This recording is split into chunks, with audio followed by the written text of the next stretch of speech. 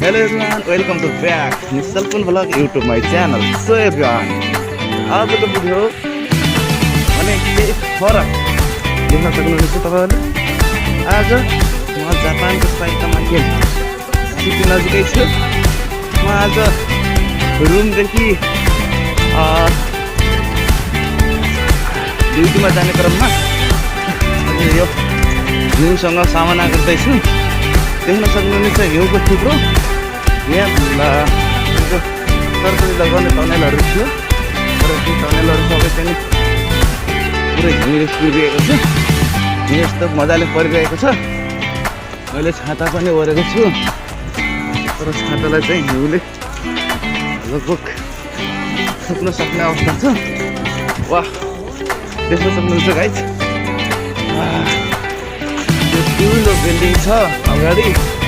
त्यो बिल्डिङलाई लगभग 40 तला जति होला त्यो बिल्डिङ। त्यसलाई पनि हिउँले लगभग सेतो बनाएको छ। कस्तो छ अवस्था हेरौ गाइस।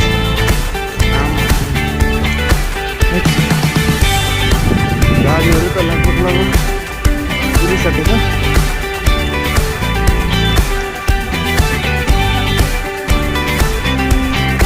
तर एउटा बाटो पनि छ है गाइस, बिहान हिँड्नुपर्ने। आज चाहिँ ड्युटी जान परिहाल्यो।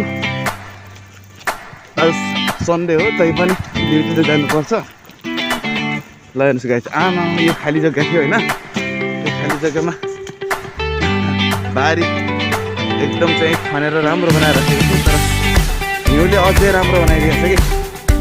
आमा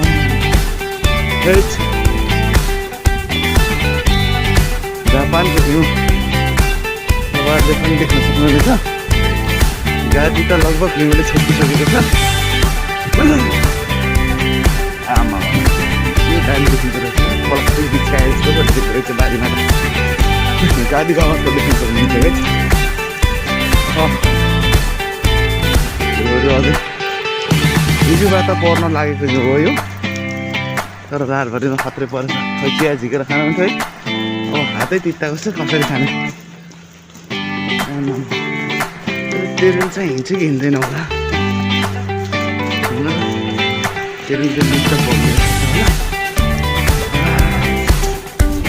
होला। ट्रेन बन्द भयो भने मार्छ। ल गाइस, आमामा हातै तित्ताइसक्यो।